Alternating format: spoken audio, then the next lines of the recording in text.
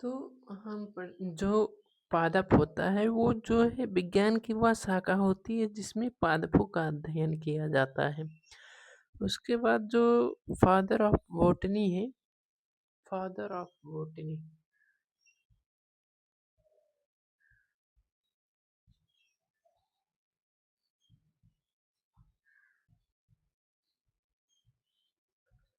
तो बॉटनी के जनक कौन है?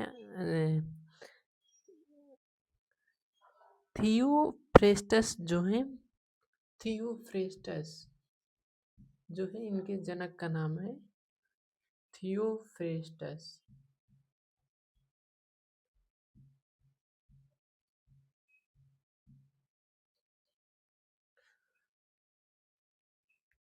हम थोड़ा इंक डाल लें। इंक जो है मेरा मार्कर चल नहीं रहा है ठीक से, तो इंक डालने के बाद अभी तुरंत पढ़ाना शुरू करेंगे। थियोफ्रेस्टस जो है ये फादर ऑफ बॉटनी है।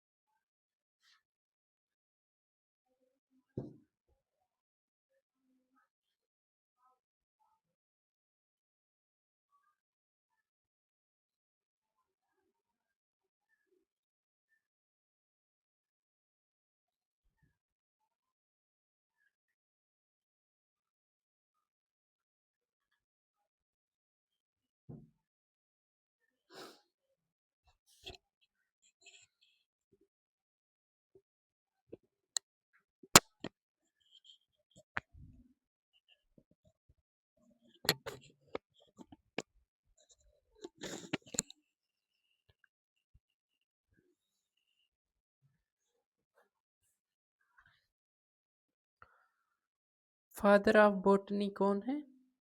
थियोफ्रेस्टस। इनकी एक किताब है जिसका नाम है हिस्टोरिया प्लाटेरम। क्या? हिस्टोरिया प्लाटेरम बुक का नाम है।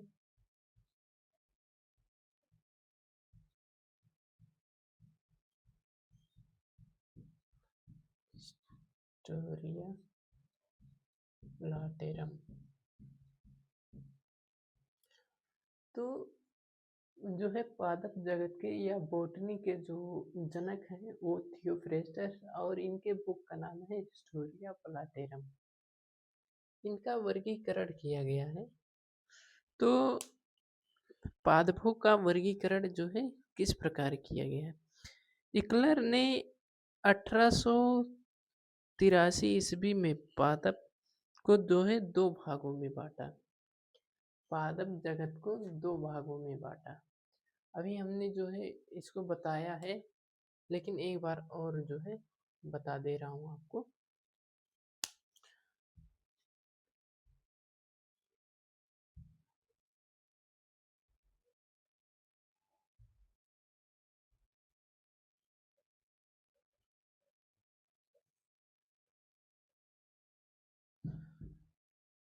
पादप जगत को जो है कितने भागों में बांटा? दो भागों में। अभी वो दो भाग कौन कौन है हम जानेंगे। एक है क्रिप्टोगामी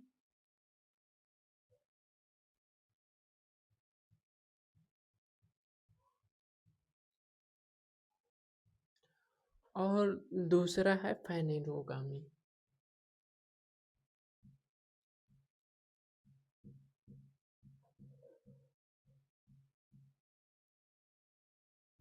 अभी जो है क्रिप्टोगामी को जो है अभी 3 भागों में डिवाइड किए हैं।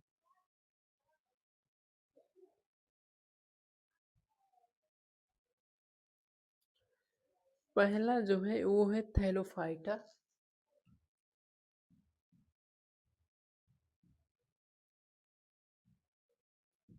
थैलोफाइटा और दूसरा ब्रायोफाइटा।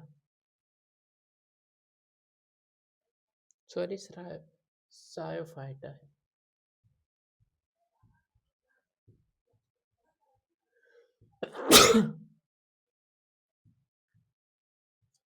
उसके बाद तीसरा जो है वो है टेरिडोफाइटा।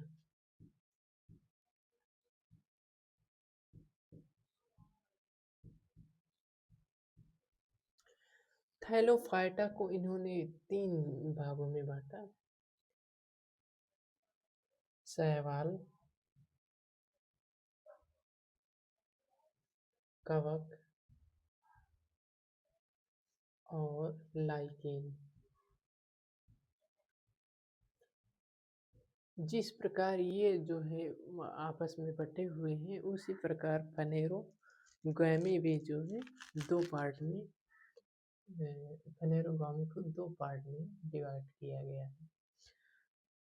पहला है ये है जिम्नोस्पर्म। क्या? जिम्नोस्पर्म।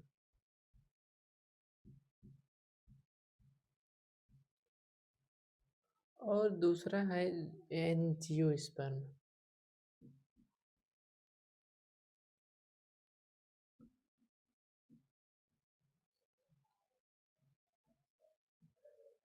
और एंजियोस्पर्म को जो है 2 भागों में बांटा गया है। पहला एक बीजपत्री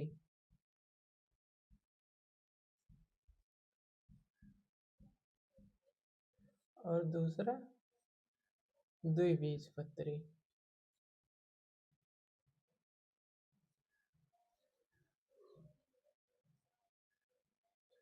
तो हम जो है एक एक करके इन्हीं को ही हम पढ़ेंगे। तो इनको जो है आप ये अगर याद कर लेते हैं तो आपको इनकी परिभाषा याद करने में बहुत मदद मिलेगी।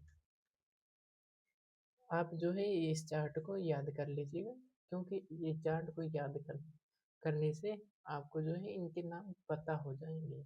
बस आपको परिभाषा समझनी रहेंगे।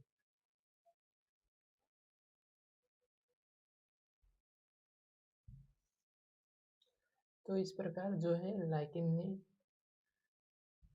सॉरी इकरान किए थे। हिटलर ने जो है इस प्रकार डिवाइड किया था पादप जगत को। और जो पादप जगत के जो है जनक हैं वो है थियोफ्रेस्टस। अब हम जो है पादप जगत की विशेषताएं पढ़ेंगे। पादप जगत की विशेषताएं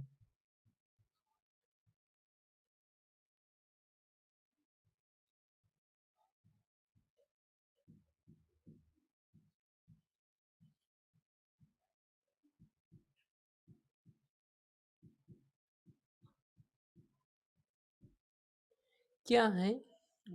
पादप जगत की विशेषताएं ये सीम केंद्री कोशिकाओं के बने बहुकोशिकीय जीव हैं। क्या है? बहुकोशिकीय जीव हैं।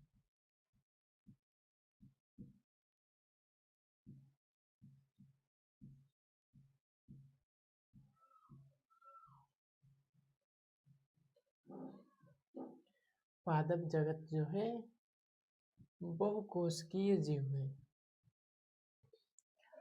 इनकी कोशिका में सेल्यूलोज से बनी कोशिका भित्ति पाई जाती है। सेल्यूलोज से बनी कोशिका भित्ति पाई जाती है।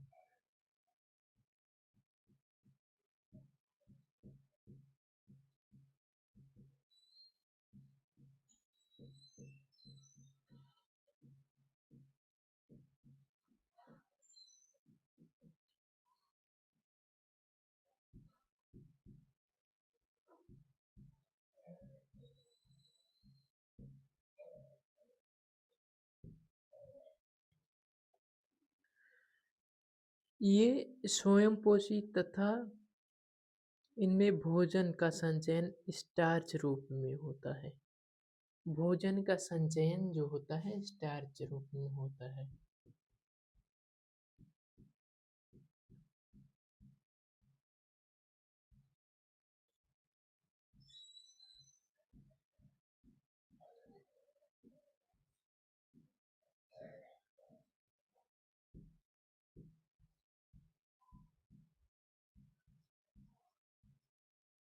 और ये जो है स्वयंपोषी होते हैं।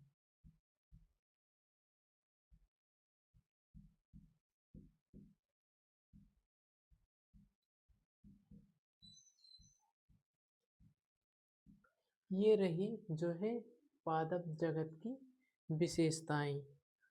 उसके बाद जो है पादप जगत को पुष्प व बीज बनने के आधार पर दो समूहों में बांटा गया है। बीज बनने के आधार पर दो समूहों में बांटा गया है। वो कौन कौन है? अपुष्पो दमिभद और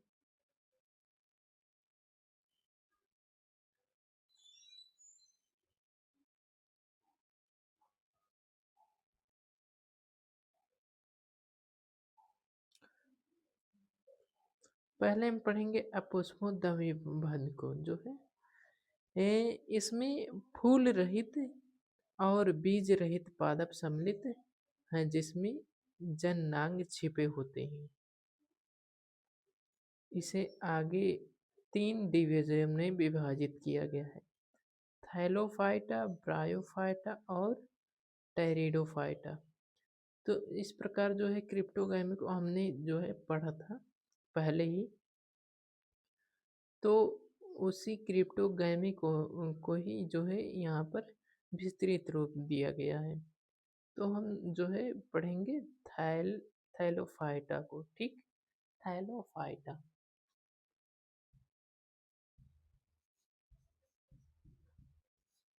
थैलोफाइटा ये थैलोफाइटा क्या होता है? पादप शरीर सरल होता है। कैसा? तरल। ये पादप, इसमें जो पादप शरीर होता है वो सरल होता है।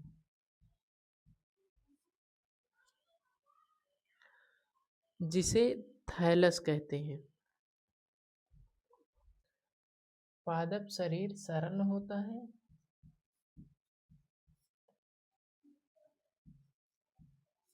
जिसे थैलस कहते हैं।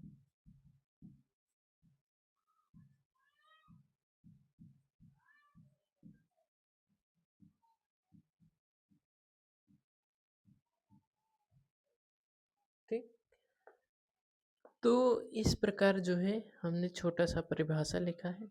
इसमें तना, पत्ती या जड़ में कोई विभेद नहीं होता है। संवहन तंत्र नहीं पाया जाता है।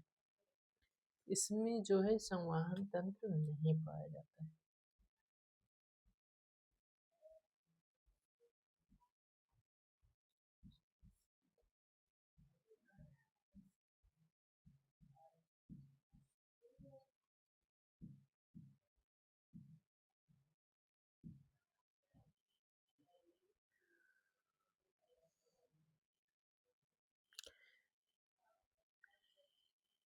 अर्थात जाइलम व फ्लोएम नहीं होता है। इनमें जो है जाइलम एवं फ्लोएम नहीं होता है।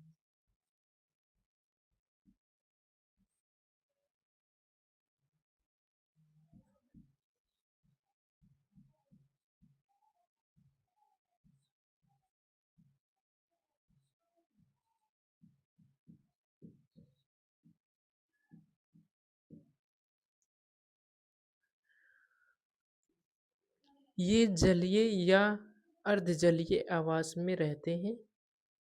कहाँ पर रहते हैं? जलीय या अर्धजलीय आवास में।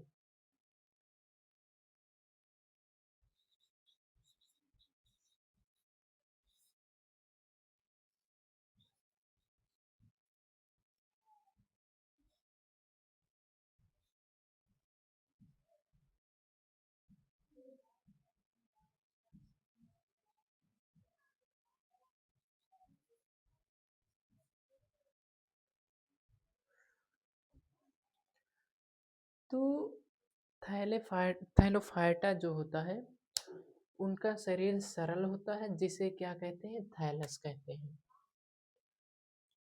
इनमें जो है संवहन तंत्र नहीं पाया जाता है, या जाइलम व फ्लोएम नहीं होता है। ये कहाँ पर पाए जाते हैं? ये जलीय या अर्धजलीय आवास में जो है रहते हैं।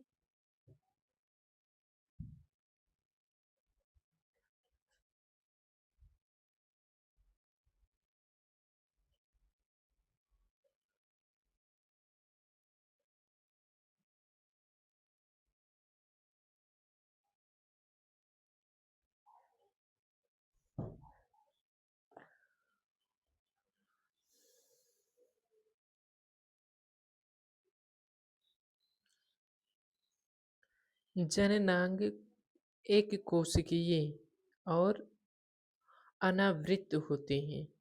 निषेचन के दौरान बना युग्मक सीधे पादप को बनाता है या बीजाणु बनाता है, या पादप जगत का सबसे बड़ा समूह है। ठीक। उसके बाद जो है हम पढ़ेंगे शैवाल को।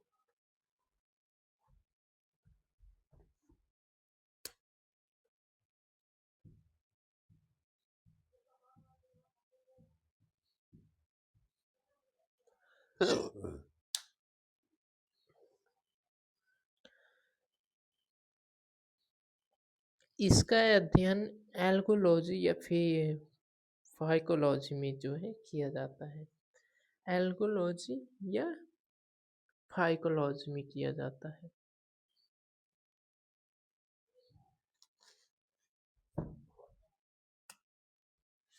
इसका अध्ययन जो है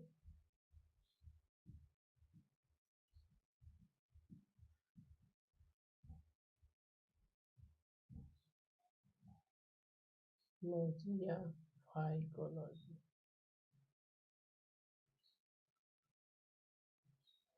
लॉजी में किया जाता है। शैवाल कहाँ पर पाए जाते हैं? ये क्या है? जलीय जीव हैं।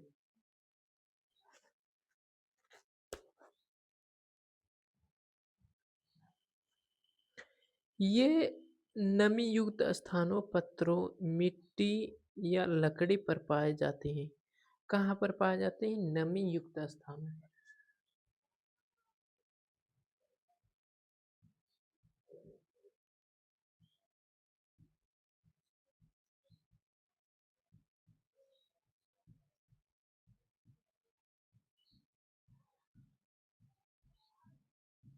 पत्थर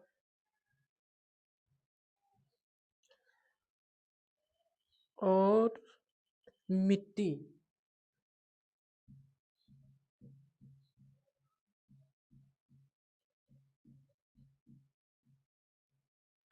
तो शैवाल कहाँ पर पाए जाते हैं?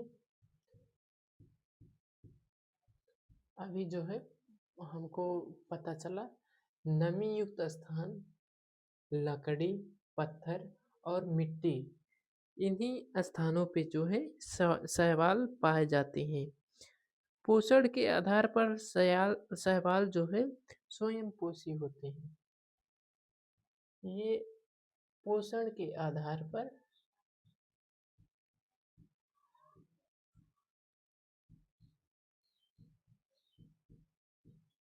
स्वयं पोषी होते हैं।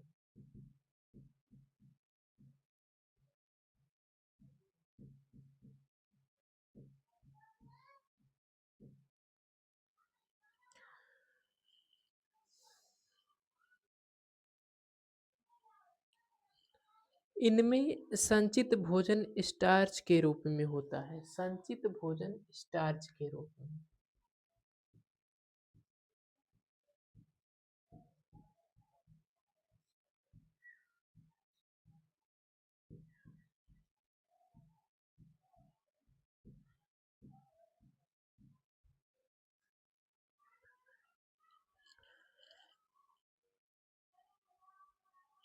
इनमें जड़, तना, पत्तियां नहीं होती हैं।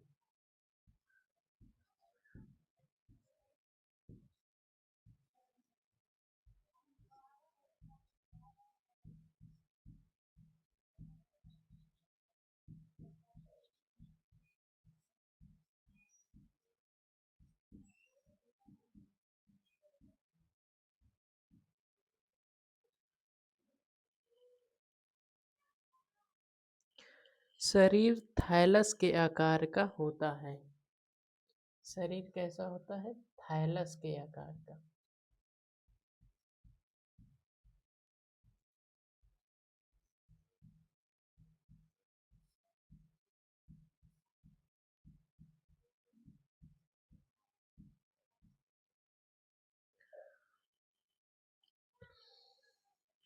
इनमें कोशिका भित्ति सेलुलोज की बनी होती है। इनमें जो है कोशिका भित्ति सेलुलोज की बनी होती है।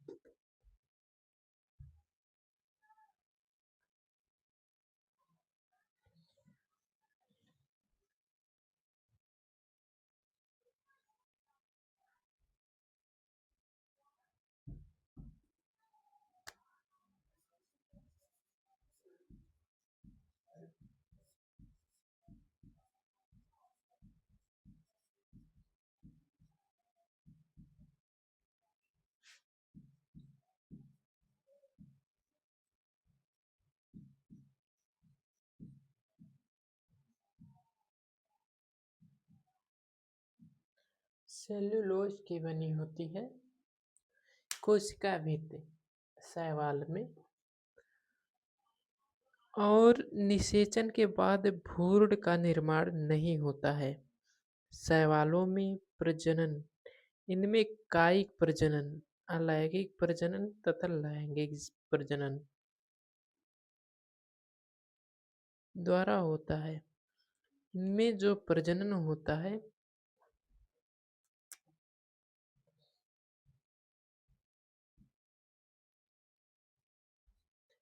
कायिक प्रजनन,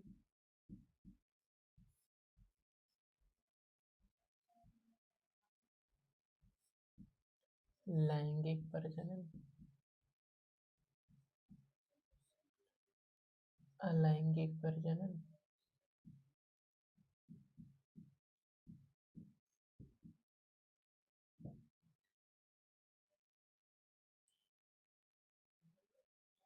होता है।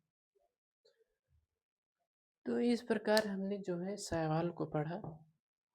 ये पॉइंट्स आप जो है याद करके उसमें लिख दीजिएगा पेपर में, तो भी जो है आपको मार्क मिल जाएंगे। उसके बाद जो है आर्थिक महत्व पढ़ेंगे। शैवालों का आर्थिक महत्व अलावा सरगासम को क्लोरेला ल्यूमिनेरिया का उपयोग भोजन तथा सलाद के रूप में किया जाता है।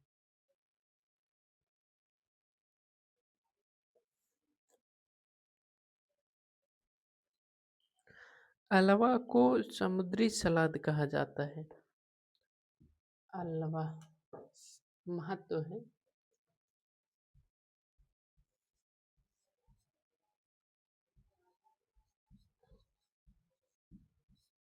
अलावा एक है, इसे क्या कहा जाता है? समुद्री सलाद।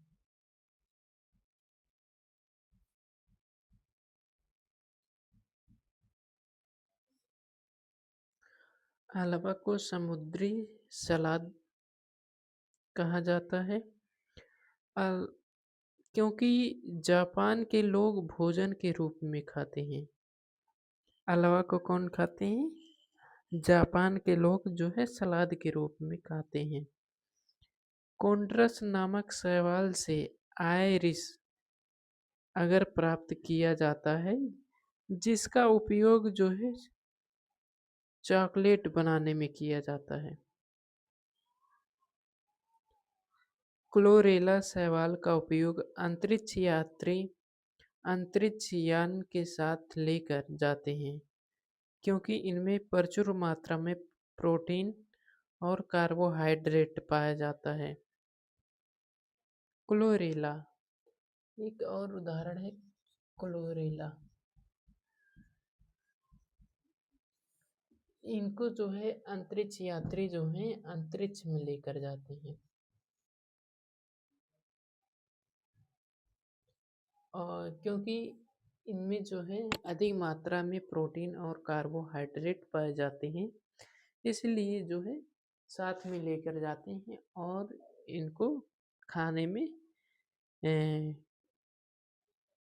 ऐड करते हैं। जेलिडियम तथा ग्रेसिलेरिया शैवाल से अगर अगर नाम का पदार्थ प्राप्त होता है, जिसका उपयोग जेली तथा आइसक्रीम उद्योग में किया जाता है। ये दो शैवाल हैं, दो शैवाल और हैं। कौन कौन? जेलिडियम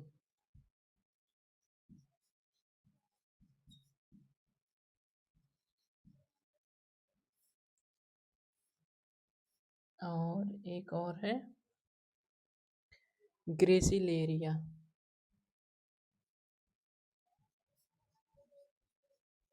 ग्रेसिलेरिया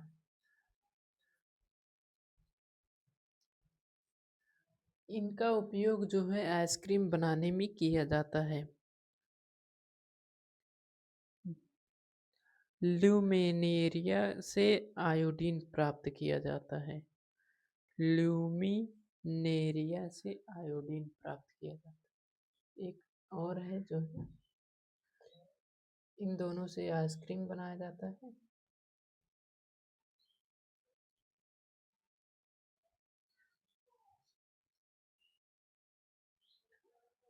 उसके बाद जो है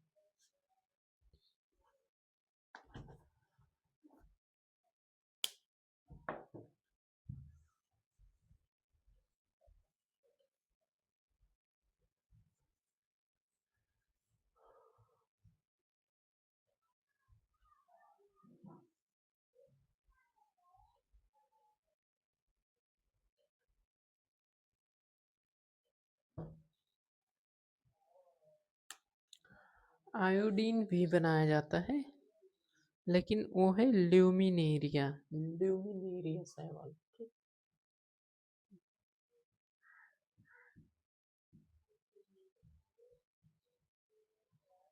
से क्या बनाया जाता है? आयोडीन।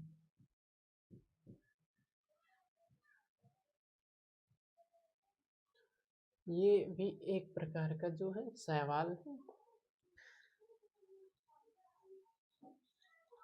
समुद्री शैवाल कैल्पो से प्राप्त एल्जीन का उपयोग आइसक्रीम उद्योग, रबर उद्योग, टाइपराइटरों के रोलरों तथा अज्वलनशील फिल्मों के निर्माण में काम आता है। पेट्रोलियम के उत्पादन में डाएटम का बहुत अधिक महत्व है।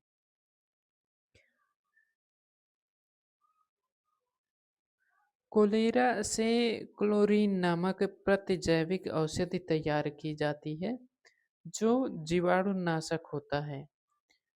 कारा तथा नाटेला नामक शैवाल जलाशयों में उपस्थित मच्छरों को मारकर मलेरिया उन्मूलन में सहायक होता है। कोलेरा शैवाल का उपयोग प्रकाश संश्लेषण क्रिया में तथा एसिटाब्यूलेरिया शैवाल का उपयोग केंद्रक की खोज में किया जाता है। तो इस प्रकार जो है ये जितने भी शैवाल हैं, आप जो है शैवाल का नाम जो है याद कर लीजिएगा। इसमें कोलेरा अल्वा और जेलिडियम ग्रेसिलेरिया, इसके अलावा जो है हमने ल्यूमिनेरिया, कई प्रकार के शैवाल पढ़े हैं। तो इन शैवालों को आपको ध्यान से पढ़ना है, क्योंकि इन शैवालों का उपयोग जो है बहुत बहुत बारीक बारीक चीज़ों में की जा रही है। तो वर्णक के आधार पर शैवालों को 3 वर्गों में विभाजित किया गया है। क्लोरोफाइसी और फियोफाइसी, रोडोफाइसी।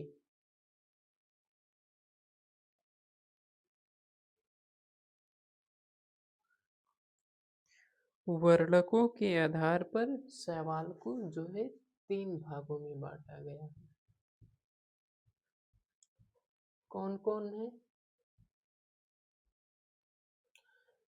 पहला है क्लोरोफाइसी।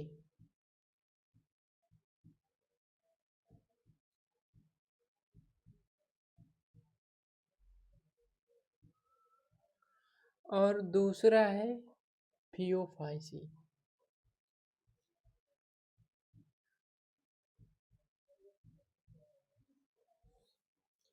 तीसरा है रोडोफाइसी।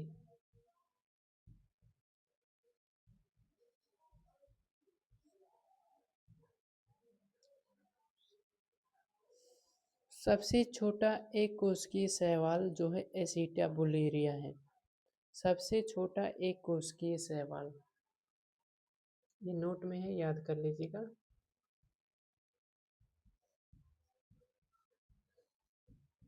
सबसे छोटा एक कोशिकीय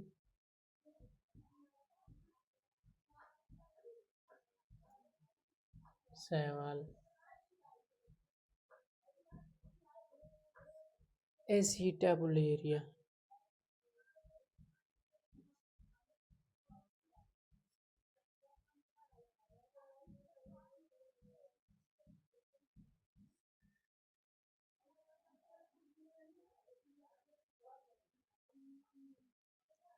सबसे बड़ा शैवाल क्या है?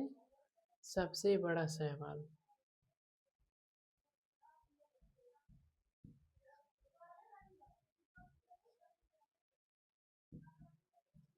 सबसे बड़ा शैवाल का नाम है मैक्रोसिसिटस।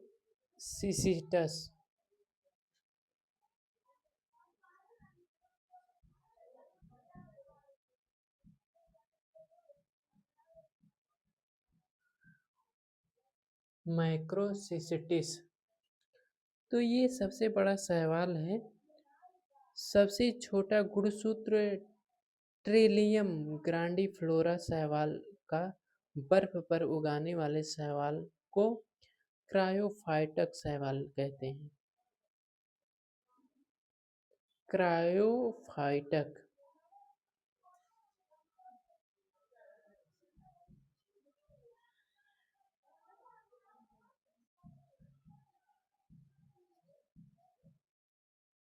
ये कहाँ पर उगते हैं? बर्फ पर।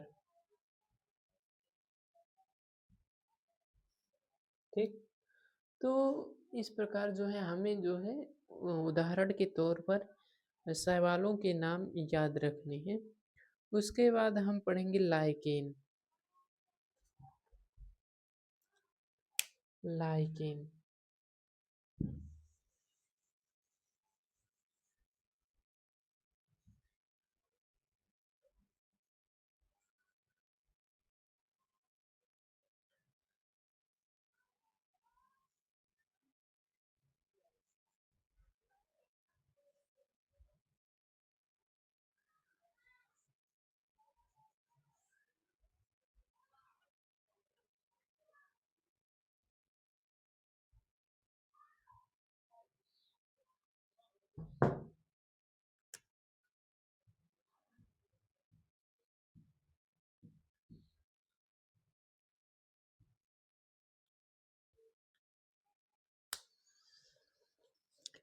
लाइकेन एक अकेले पौधे की तरह दिखाई देते हैं, परंतु वास्तव में ये एक शैवाल और कवक का सजीवी संबंध है।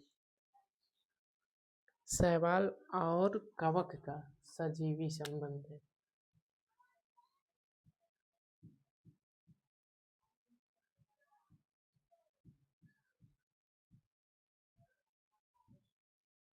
इन दोनों के संबंध से जो है लाइकेन बनता है। कवक के भाग को माइकोबायोट तथा शैवाल भाग को फाइकोबायोट कहते हैं। माइकोबायोट और फाइकोबायोट इन दो नामों को याद कर लीजिएगा।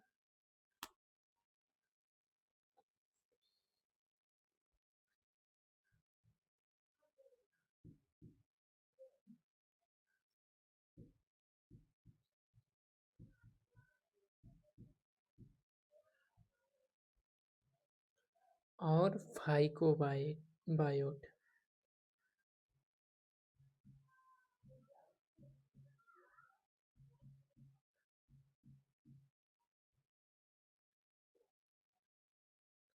ये जो होता है कवक का पार्ट होता है, ये शैवाल का पार्ट होता है। लाइकेन का आर्थिक महत्व क्या होता है? लाइकेन मृदा निर्माण की प्रक्रिया में सहायक होते हैं। महत्व मृदा निर्माण में सहायक।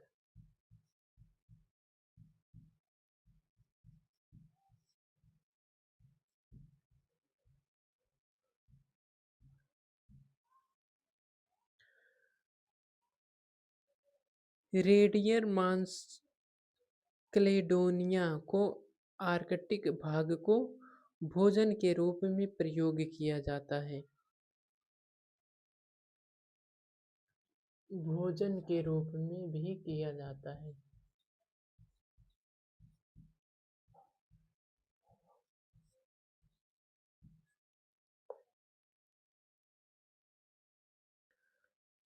रोसेला नामक लाइकेन से लिटमस पत्र प्राप्त होता है।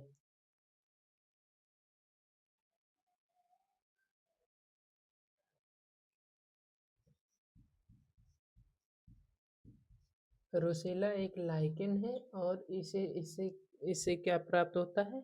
लिटमस पत्र। लिटमस पत्र प्राप्त होता है। रोसेला एक क्या है? लाइकेन का उदाहरण है।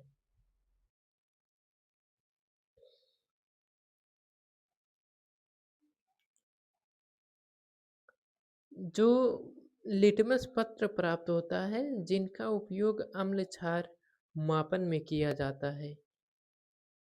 परमेलिया सेक्स लिटमस में से मिर्गी की दवा बनाई जाती है।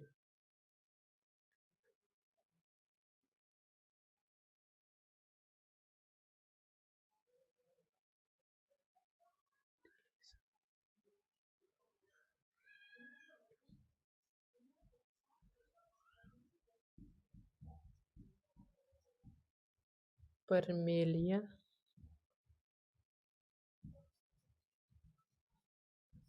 सेक्सटिलिस